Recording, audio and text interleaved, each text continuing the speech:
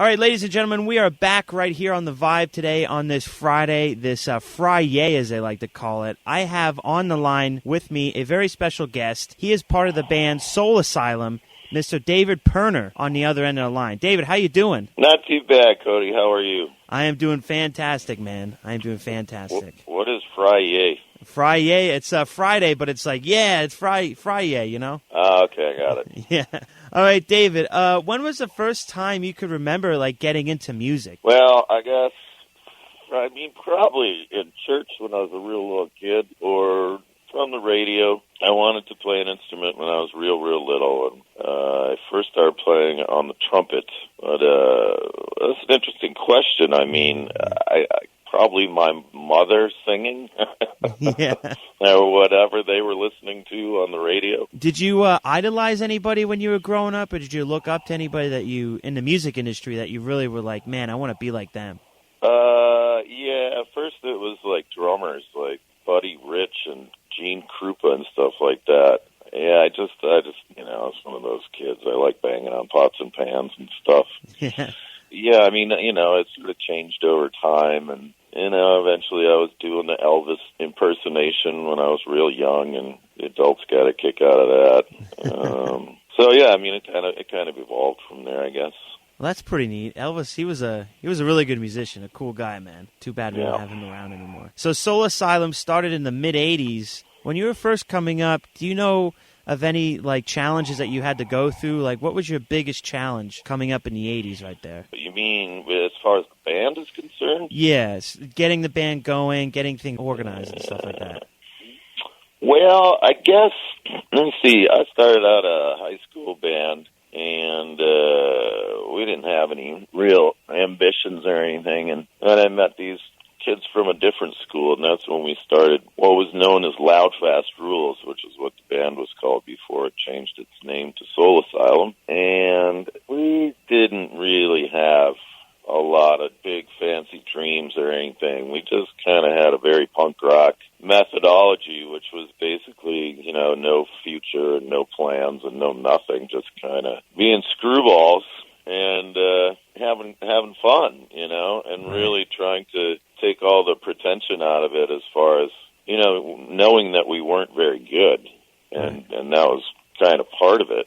You know, you play at people's little house parties or whatever, and eventually Danny and Carl, the other two guys, took a cassette to the 7th Street Entry, which is kind of still the club to play in Minneapolis, and I think that's the first gig we played. And then the ambition from there was to go play in Madison, Wisconsin, because it was the closest place, you know, try to play someplace that's not in Minneapolis. Right. And, you know, once you kind of get the wheels in motion, no pun intended, but, you know, eventually we bought a van and toured the world. But, it was just punk rock, and there was a lot of punk bands, and it was an exciting time because there was, I guess, a lot of enthusiasm over something that was, you know, just very primitive, and you didn't have to have, you know, a degree from Juilliard to play in a punk rock band. So there was a lot of crazy creative types just starting bands and being crazy. That's really cool. Do you remember any moment in that time that really stuck out to you that you really had this, wow, I mean, this is it, man, we're doing it type of moment? Well, I guess, yeah, when we were playing in Madison, Wisconsin, we were opening for the Replacements, and Pete Jesperson, who I just talked to yesterday, gave us a record deal for Twin Tone Records, and I thought, wow, this is as far as it goes. We made it to the top. And, yeah, that was probably the first time I went, you know, wow, we're going to make a record. That's significant, and that's something. That is, I guess, something I've always dreamed of doing. Right. Your hit Runaway Train, it appeared on MTV and VH1 when they had music videos back in the day. How did you feel about that when you were able to see that on TV and think to yourself, I mean, man, we're on TV, we're doing this. I mean, this is it. We got our music on TV. Let me see. We made videos for the records that came out before that, which were on A&M.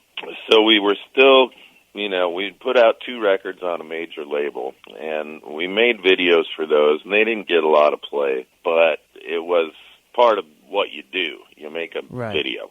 Right. It is every band kind of, at some point or another, if you're on a record label, it's just part of the thing. Right.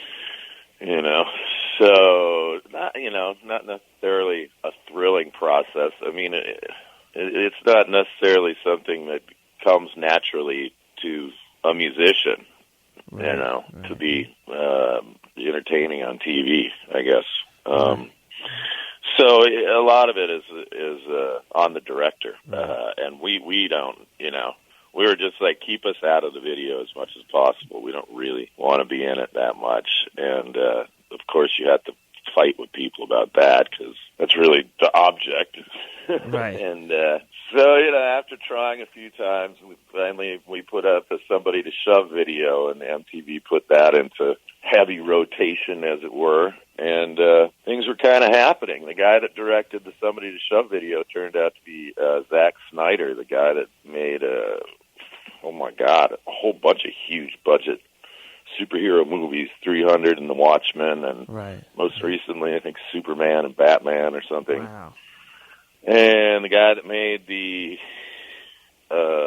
Runaway Train video was Tony Kaye, who did a movie named American History X, and is also a very well-known. And so there, I mean, it was a thing for directors because they would get a lot of play. As soon as the air got sort of sucked out of that whole thing, it wasn't something that good directors were interested in anymore. But the process of making the video was actually crazy. It was really intense. I mean, he's a British guy that has a kind of a stammer because it seems like his brain is moving visually so fast he can barely keep up with what he's seeing in his head. And he said milk cartons, and that was kind of his idea, to take real kids and put them in the video. And through that, I met this guy that was the president, I guess, of the Center for Missing and Exploited Children, and,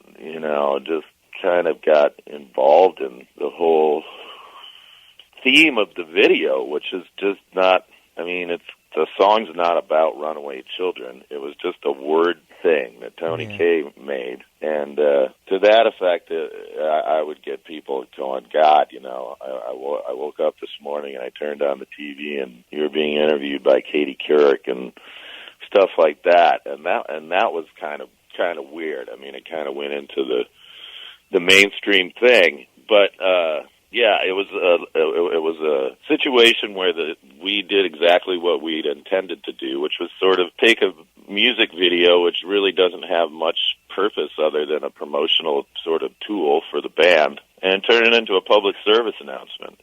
And to that effect, it really worked, and that was exciting, just to sort of have the ability to kind of change something into something that is a vehicle for a good cause. Right. Well, that all sounded really neat, especially with all those directors that you worked with. I mean, those are big-time movies here, and you basically got first-hand knowledge at, what those guys do, and you were like one of their first clients, I guess you could say. That was pretty neat.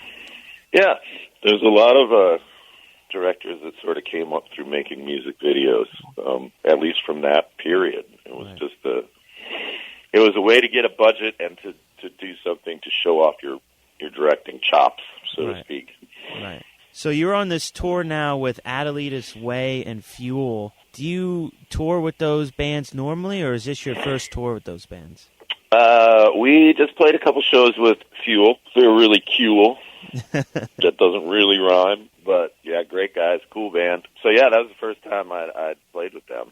A couple times this summer already. So looking forward to that. We've been doing shows with a couple other bands. Summertime is time to go make a package. Bring people something that is 3 bands outside, fireworks. I don't know. Yeah. But so the summer thing has really become the time of year where we get the most work. And, it's a good thing. It doesn't make any sense to me other than, you can play outdoors and people like to get out when the weather's nice.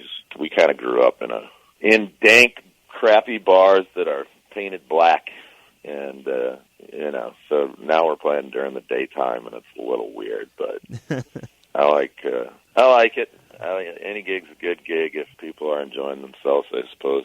Do you guys have a website? Yeah, you can go to Soul Asylum's Facebook page or Soul Asylum's whatever YouTube channel. Yeah, we're there. All right, David. Well, thank you so much for your time. I appreciate it, and enjoy the show tonight, and keep rocking. All right, Cody. Thanks for your time. I appreciate it. All right, man. You take care. I'll see you in Penn's Peak. Yep. Bye-bye. On Penn's Peak? All right, bye. Yeah.